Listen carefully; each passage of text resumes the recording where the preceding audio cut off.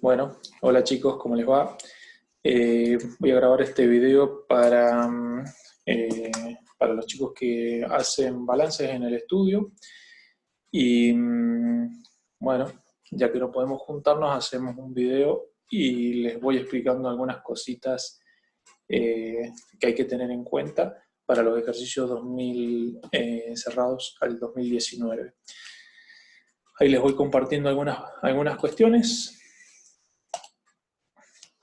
Bueno, ahí vamos a empezar la charla. Son sobre las novedades en los balances de 2019, las consideraciones que hay que tener para este ejercicio. Bueno, un dibujito con el tema del coronavirus, que es el tema que nos tiene ahora en competencia. Así que empezamos la charla sobre el mismo.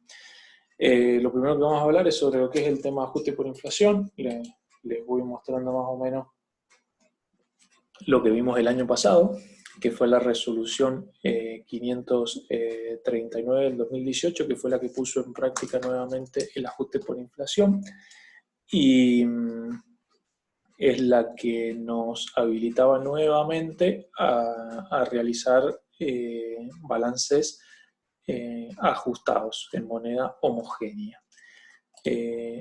La misma nos daba en su momento, para los cierres de 2018, tres opciones. La primera, para los balances que cerraban entre el 1 del 7 del 2018 y el 30 del 12, nos daba la posibilidad de no ajustar. Para el resto de los balances que cerraran entre el 31 de diciembre del 2018 y el 30 de junio del 2019, nos daba la opción de utilizar un método simplificado. Y el último era el método completo. O sea, para aquellas empresas que no hubiesen optado por la opción de no ajustar en el ejercicio cuando les correspondía, les caía como una sanción y decir, bueno, entraban por el método completo. El año que viene, cuando ajusten, van a tener que exponerme no solo la información actual, sino también la comparativa en forma actualizada, en forma ajustada. Bueno, la RT6, que es la que habla del ajuste por inflación, es la que nos explica el proceso secuencial. El proceso secuencial es el procedimiento a través del cual se realiza el ajuste por inflación, en el cual consiste de 4 pasos fundamentales. El primero es la clasificación de las partidas entre monetarias y no monetarias, o entre monedas de cierre o monedas anterior al cierre. El mismo concepto de monetaria y no monetaria. Las que nosotros tomábamos en consideración para el ajuste era de las partidas no monetarias. ¿Está bien? Por ejemplo, si se acuerdan, nosotros estábamos ajustando bienes de uso, activos intangibles, capital, ajuste de capital, aportes irrevocables. ¿Qué otra cosa? Los resultados no asignados, ¿está bien? Las reservas, o sea, todos los conceptos que hubiesen dentro del resultado no asignado, salvo el primer ejercicio que se hacía por diferencia. Bueno, entonces seleccionábamos esas partidas no monetarias. El segundo procedimiento que hacíamos era anticuar esas partidas no monetarias. O sea, teníamos un bien de uso y determinábamos el origen de las mismas. Entonces, por ejemplo, nosotros habíamos comprado un bien de uso en el 2015 y teníamos que hacer un ajuste del año 2015 al año 2018. Por eso era que se anticuaba, y lo siguiente era saber la fecha de origen, porque es desde cuando se traía el índice del año de alta y se ajustaba con el índice actual. Eso nos generaba un coeficiente, por lo tanto la partida anticuada por el coeficiente nos daba la actualización, o sea, nos daba la partida actualizada. Eso generaba una contrapartida que era, en este caso, por ejemplo, el bien de uso por el bien actual contra el RECPAM. O sea, que nosotros actualizábamos, hacíamos un solo centro en el cual poníamos bienes de uso, el listado de los bienes de uso, activos intangibles, contra capital, ajuste de capital. O sea, la partida capital no era partida de ajuste de capital, aportes irrevocables y todos los demás conceptos patrimoniales a ajustarse contra RECPAN que podía ir en el debe, en el haber, depende si la partida aumentaba o disminuía. Eso más o menos es una ayuda a memoria para ver en qué consistía el ajuste por inflación. Y esto es más o menos, salen indicados lo que estaba diciendo, cuáles eran las partidas que se terminaban ajustando y las partidas que no se reexpresaban. Bueno, después pasando, esto lo voy a explicar después, el ajuste por inflación, en el caso del 2019 es mucho más sencillo, ¿está bien? El ajuste por inflación contable, porque ahora hay que separar el ajuste contable del impositivo, son dos cosas totalmente distintas. El ajuste por inflación impositivo no tiene nada que ver con el contable, lo único que tiene de parecido es el nombre, pero el procedimiento es totalmente distinto y disímil. O sea, cuenta de dos procedimientos que son totalmente distintos y no lo vamos a mezclar con esta charla, pero sí le vamos a dar un pantallazo como para más o menos se vayan interiorizando en el tema y bueno, ya lo vamos a ir profundizando un poquito más. El segundo ajuste que vamos a hacer en este año, o sea, ahora estamos parados en el 2019, o sea, ya es el segundo ajuste por inflación que vamos a hacer del ejercicio. O sea, nosotros ya ajustamos el inicio, que fue el 2017, ajustamos del 18, o sea, ajustamos todas las partidas al 2018. O sea, todo el 2017 lo ajustamos al 18 en forma comparativa, que era en el caso del estado de situación patrimonial, o sea, las partidas de activo pasivo, era lo único que se ajustaba en forma comparativa, y el 2018 se ponía en forma completa, eso por supuesto, y no era necesario que pusiéramos en forma comparativa el resto porque podíamos ir por la opción simplificada. Ahora en el 2019 ya tenemos toda la información del 2018 a cierre, vamos a tener que ajustar de punta a punta el ejercicio por el índice interanual, y después, bueno, las partidas del 2019 va a haber que hay que ir ajustándolas también las del ejercicio actual, tanto las del resultado como también las partidas no monetarias que surjan. En este ejercicio va a ser mucho más sencillo porque ya no tenemos que salir a buscar el inicio de las partidas, no tenemos que andar buscando de dónde surge esto, o sea, la anticuación de las partidas no va a ser ya necesaria, o sea, ya lo hicimos en el ejercicio anterior. La anticuación va a ser mensual directamente. Bueno, entonces más o menos siguiendo en línea con esto, el 2018, que lo vamos a tener en forma comparativa, se va a ajustar de punta a punta por el coeficiente anual. ¿Por qué? Porque el 2018 ya está ajustado y lo vamos a tener que exponer en forma ajustada. Algunas consideraciones para decirles, que ya me han llamado la atención en algunas cosas.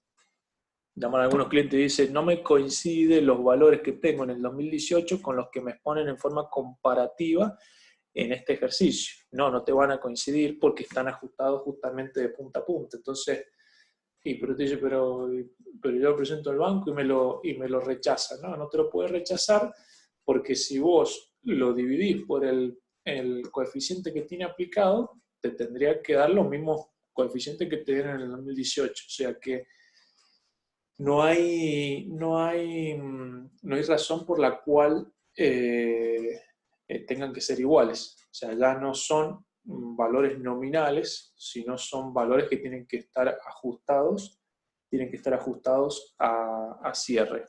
Por lo tanto, no necesitan que estén,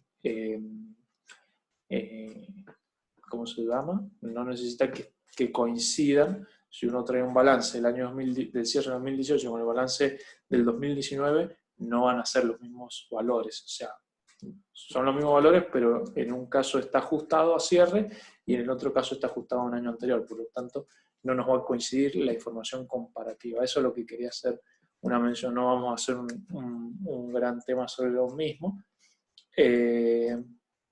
Estas fueron algunas de las simplificaciones que se establecieron a través de FACSE, que fueron, bueno, la utilización del índice IPC.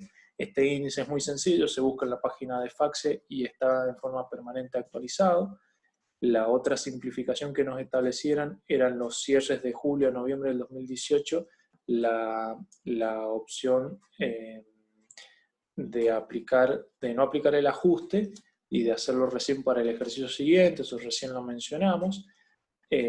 Nos permitía también no exponer en forma comparativa el estado de resultado, el estado de evolución y el estado de flujo. Lo único que se permitía en forma comparativa era el activo, el pasivo y los estados que formaban parte de ese estado de situación patrimonial, que eran los anexos de bienes de uso, el anexo que tuviésemos, el anexo de los activos intangibles, y las notas también tenían que estar en forma comparativa. O sea, todo lo que sea activo y pasivo, donde estuviese reflejado, tenía que estar en forma comparativa. Esto también una falta de anticuación, la posibilidad de utilizar una tasación de fecha a la reanudación, eso era otra de las simplificaciones. Y la otra simplificación está para los que no aplicaban RT41, por eso es que los balances se pueden hacer por RT41, por RT17, RT41 para los balances, de entes pequeños y entes medianos, y los RT17 son para los balances de empresas más grandes. ¿Cómo determino qué balance va por RT17 o por RT41? ¿Por dónde nos podemos fijar? Y bueno, está determinado en función a las ventas que tiene la empresa.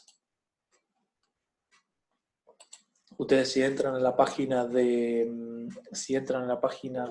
FACSE, pueden bajar, acá les voy a compartir, mostrar más ventanas. FACSE, ¿dónde era que estaba? FACSE. Bueno, no lo tengo acá.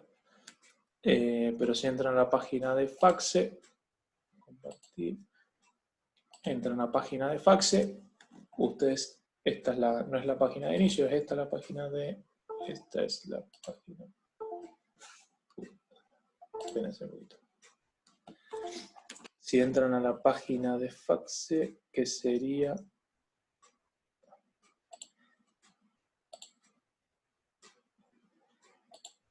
esta. Ahí está. Ahí. Ajuste por inflación. Ajuste 2019. Ahí está. Si entran a la página de FACSE pueden bajar el índice de la RT41. Acá se los comparto. A ver que no me aparece en pantalla todavía. Compartir. No me aparece en pantalla. A ver, compartir. Acá. Compartir. Este es el índice que publica FACSE en forma mensual sobre las ventas para ver si corresponde o no, si podemos aplicar o no RT41. En el caso de los balances que cierran en el 2010 y el 31 de 12 de 2019, nuestras ventas de diciembre del 2018 tienen que haber sido inferiores a los 43.591.000. Esas ventas tienen que ser ventas actualizadas a cierre, o sea, nosotros de las ventas que nos dio en diciembre del 2018, hay que actualizarlas de punta a punta y nos tiene que dar menos de 43.591.000 para poder aplicar el balance, para poder aplicar la RT41 segunda parte, que es para los entes pequeños. Si la misma supera, tenés la opción de los entes medianos, pero el problema de los entes medianos que, a ver, ¿cuál es la simplificación que tenemos con la RT41 para los entes pequeños? Que no es necesario registrar los impuestos diferidos. Esa es fundamentalmente la simplificación que tenemos. Volvemos a la filmina. En el caso entonces de la RT 17 o 41, tercera parte, para los que tengan que registrar impuesto diferido, bueno, la FAC se dio una simplificación en la cual los terrenos no era necesario que se generen impuestos diferidos. Lo otro, el tema de los flujos de efectivos, se permite no identificar los resultados financieros y por tenencia generados por el efectivo y equivalentes a efectivo.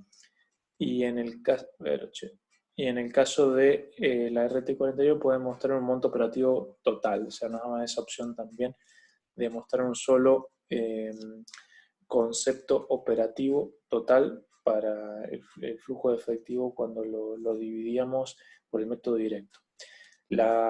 Después, la otra simplificación, anticuación mayores al mes promedio, es poner, nos daba la posibilidad de hacer un promedio cuando tuviésemos anticuaciones mayores al mes, podíamos hacer un promedio, cuando hubiesen partidas que estuviesen anticuadas en varios meses, nos daba la posibilidad de hacer un promedio y hacer un único promedio, un único coeficiente. Y esto es muy importante, el tema de la exposición de los resultados financieros y por tenencia, es ponerlo en una sola línea. Eso ya les voy a mostrar un ejemplo, pero esto se tiene que aplicar así, no lo estamos haciendo en el estudio y sería lo más correcto hacerlo en una sola línea. ¿Qué otra cosa? Bueno, esto es una novedad, en el 2019 salió la 553 del 2019, que es la que prorroga algunas simplificaciones de la 539. ¿Cuáles son algunas de las simplificaciones que prorroga? Bueno, ampliar la simplificación de no presentar los estados de resultado, el estado de flujo y el estado de evolución para los ejercicios trianuales y también para el comparativo siguiente. O sea que eso nos daba la posibilidad de que no nos daba el castigo que nos ponía al principio de que tenías que poner vos, en el caso de que no hubieses optado por ajustar, que este ejercicio tuviese como penalidad ponerlo en forma ajustada a ambos periodos. Bueno, con esta resolución nos sigue manteniendo la simplificación. Otra simplificación bastante útil, permite que los cierres intermedios, cuando difieren 2019, también tengan la opción de no presentar los comparativos, bueno, más o menos lo mismo. Ampliar las simplificaciones del estado de flujo de efectivo directo, que es la que mencionamos recién.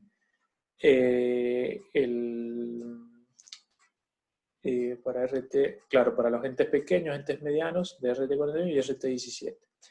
Y el impuesto diferido, opcional para la RT41 y la conciliación. El impuesto diferido nos da la posibilidad de que cuando tuviésemos que registrar, acuérdense que cuando es RT41 no hace falta que registremos impuestos diferidos, sí tienen que estar en nuestros papeles de trabajo,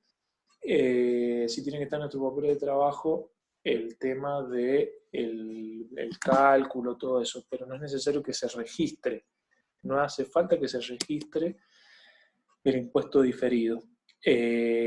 Y la posibilidad que nos da ahora es de que ya no hace falta hacer la conciliación, pero sí la registración del impuesto diferido. O sea, la conciliación, cuando nosotros explicábamos, bueno, yo cuando hago la diferencia entre la tasa efectiva y la tasa nominal, que hubiese sido de tantos por ciento, tenía que explicar cómo llegaba ese porcentaje de diferencia. Bueno, ahora no hace falta que nosotros hagamos esa conciliación, pero sí es necesario que hagamos la explicación de la misma. Acá tengo un ejercicio para explicarle algunas cuestiones que quería mencionarles. Bueno, vamos a dejar de compartir y les voy a compartir un ejercicio, que es este que está acá. Perdón, este no es. Compartir pantalla. Compartir pantalla, histórico. Bueno, algunos ejercicios, que era esto, que les explicaba recién con ajuste. Este es un ejercicio que se ha hecho en el estudio. Así estamos exponiendo nosotros los resultados financieros y por tenencia. Se ponen por activos, por pasivos y Reg PAM. ¿Está bien? Y acá en el estado de resultado están en una sola línea y tenemos acá la nota 9, que es la que lo amplía.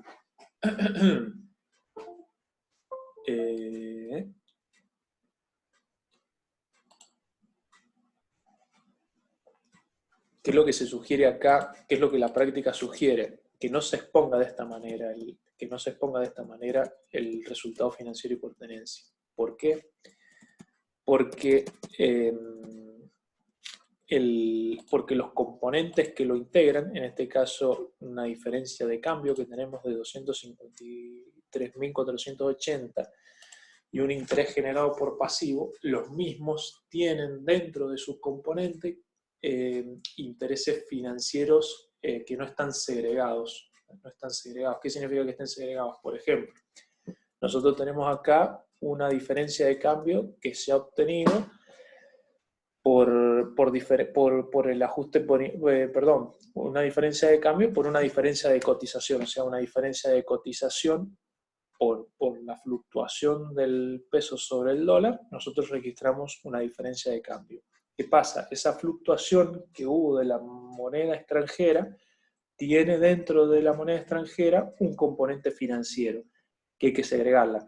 ¿Qué significa eso? Por ejemplo, si yo por haber tenido dólares, o sea, en la cuenta hubo una utilidad de 253.000 pesos, porcentualmente puede haber sido de un 50%, pero si yo tuve una inflación que fue del 30%, o sea, yo tendría que haber segregado de esos 50% el 30% y exponer mi diferencia de cambio por el 20% y el otro 30% mandarlo a RECPAM.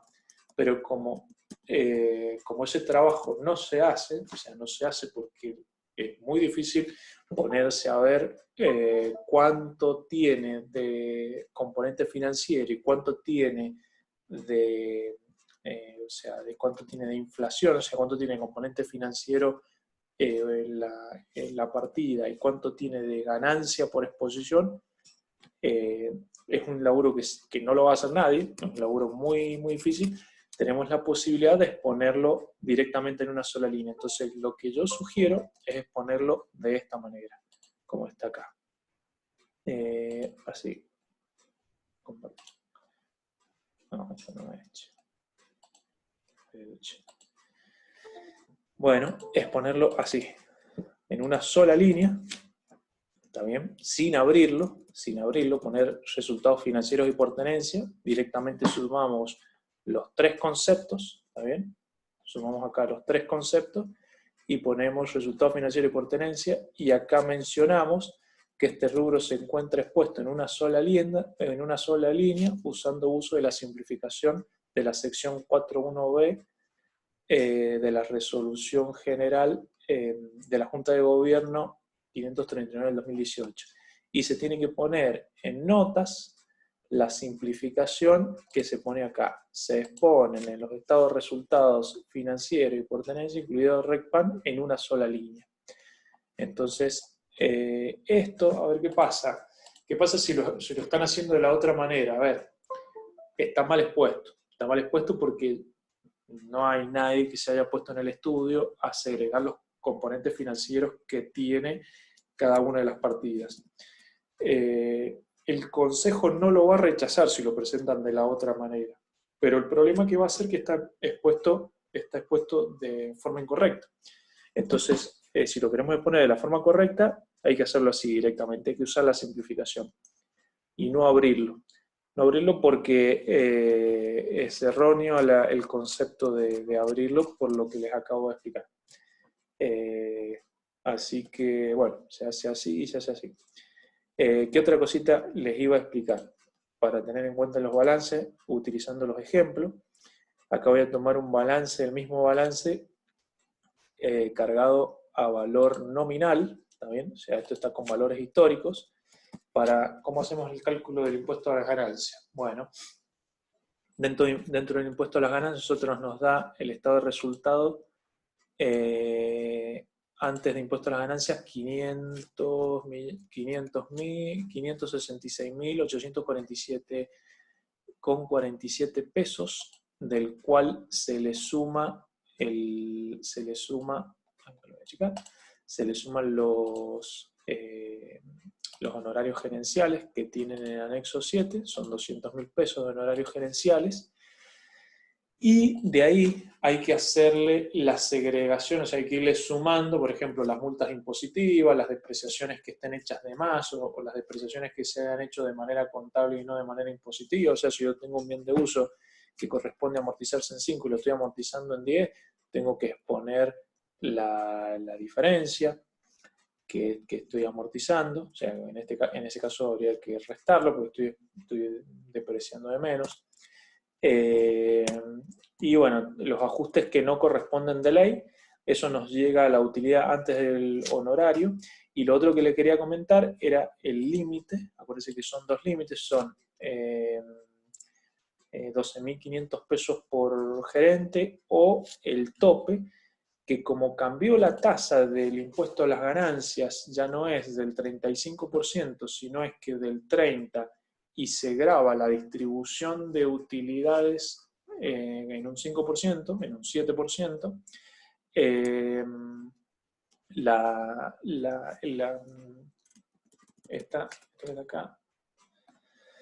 esto que está acá es la nueva tasa, es la nueva fórmula que hay que utilizar. ¿Qué pasa? He visto yo por ahí algunos balances que están calculados con una fórmula vieja.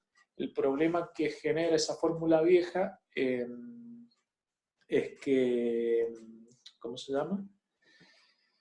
Les va a dar un tope más chico, entonces en este caso el cliente va a tener la posibilidad de deducirse menos honorarios de lo que corresponde. Entonces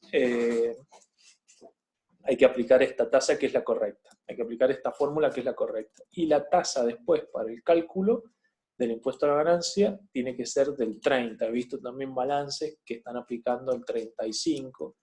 Entonces está mal la provisión de ganancia cuando lo hagamos con el 35, acuérdense que es del 30, iba a ser del 25%, pero se prorrogó la vigencia de la misma, o sea que vamos a seguir aplicando la tasa del 30.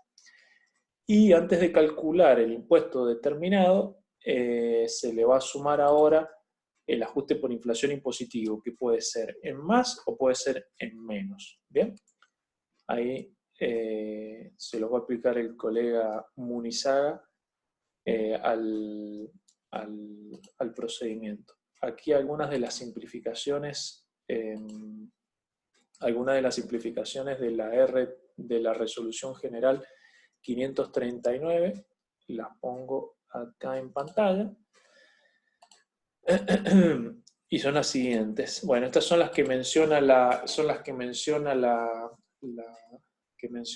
resolución, pero las que nosotros estamos utilizando, les menciono solamente las que estamos utilizando, que son las que me venía utilizando, la opción de no determinar el patrimonio neto ajustado del inicio del ejercicio comparativo. Acuérdense que solamente poníamos comparativo el activo y el pasivo. En este caso, en este ejercicio ya no se va a aplicar.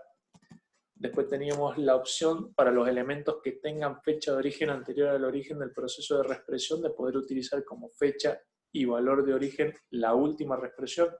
Traíamos la última reexpresión que era febrero del 2003, ¿está bien? Entonces ajustábamos en muchos casos el capital o valores que teníamos de conocimiento de cuándo era, desde la última reexpresión. Esta frasecita que se ponía para el flujo de efectivo, la de la interpretación 2. Y lo que vamos a poner ahora, que se va a sumar, es la opción de determinar y presentar los resultados financieros y por tenencias en una sola línea. ¿Bien? Esas son las simplificaciones más utilizadas para los balances.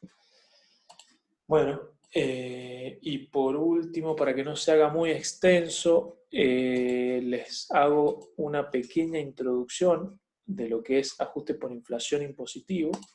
Eso lo va a explicar, les vuelvo a reiterar, el colega Munizaga, pero más o menos les hago una explicación. El ajuste por inflación impositivo no tiene nada que ver con el ajuste por inflación contable, es un procedimiento que se hace una vez que tenemos nosotros el balance cerrado a valores corrientes. Tenemos que tomar ciertos valores y calcularlo. El mismo puede hacer incrementar o puede hacer disminuir el impuesto a las ganancias. Sí o sí es obligatorio que se aplique y el papel de trabajo tiene que quedar prolijo. ¿Por qué? Porque en muchos casos no se registra, ¿está bien? Ya les voy a explicar ahí más adelante.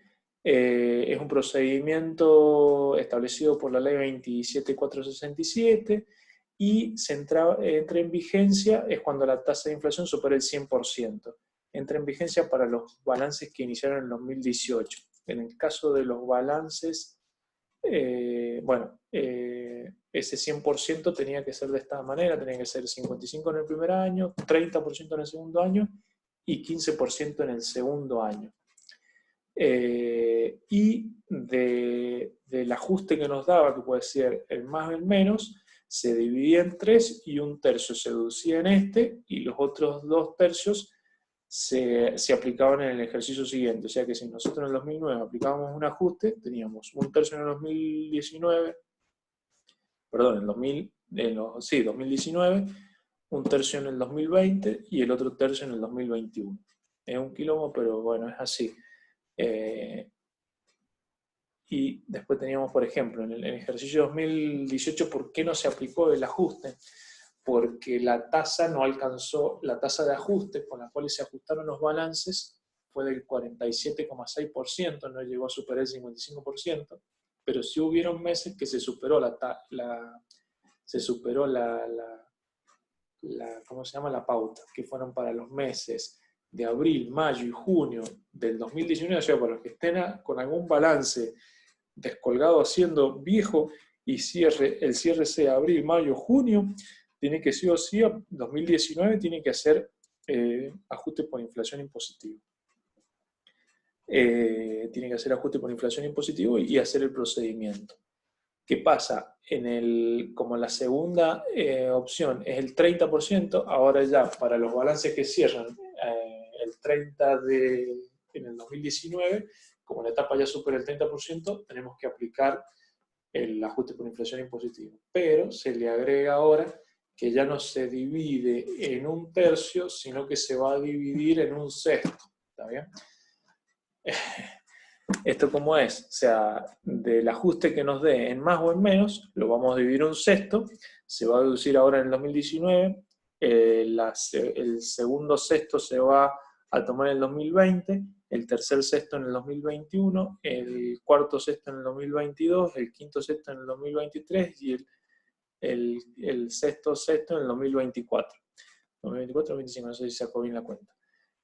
O sea, en los 5 años restantes, o sea, hasta el 2025, vamos a estar tomando valores de este ejercicio. El año que viene, en el 2020, cuando cerremos balance, vamos a tomar el segundo sexto y el 1/6 del 2020. O sea, así se nos va a ir juntando las distintas deducciones que vamos a tener en los balances. Estos ajustes que se van haciendo y dividiendo no son ajustables por inflación. Eso es un llamadito, un número fijo que no se ajusta por inflación. O sea que para el que dedujo, por ejemplo, acá en el último caso que ponemos, ello no obsta que el cómputo de los 2/3 restantes, por ejemplo, para el que cerró en el 2019 en abril y aplicó 1/3, tiene que en este ejercicio hacer el segundo tercio del 2019, el 1/6 del 2020 y así ir prorrateando para adelante el resto de los ajustes. ¿Por qué eso los menciono yo acá? Y bueno, antes, porque la misma, o sea, los 2/3 o los 5/6, en el caso de que sean balances que no vayan por RT41, tienen que hacer la registración del activo o el pasivo por impuesto diferido. Esto se tiene que registrar en el caso de que no vayan por RT41. Si van por RT17, 41, segunda parte, se tiene que registrar el impuesto diferido. Y es una diferencia temporaria que se va a ir descontando año a año que lo vamos deduciendo. En el caso de que vayan por RT41 para los entes pequeños, no hace falta que el mismo se registre, pero sí tiene que estar el papelito bien bonito, bien calculado, porque el mismo puede estar sujeto a inspección y tiene que estar el papel bien hecho del cálculo. ese papel o ese procedimiento que tenemos en el estudio ya lo va a explicar el contador Munizaga sobre cómo confeccionarlo. Bueno, eso es todo. Muchas gracias por la atención y bueno, nos estamos viendo pronto. Nos estamos viendo pronto y es probable que hagamos una charlita, si quieren, virtual por algunas dudas y expliquemos el otro procedimiento del ajuste por inflación impositivo. Muchas gracias.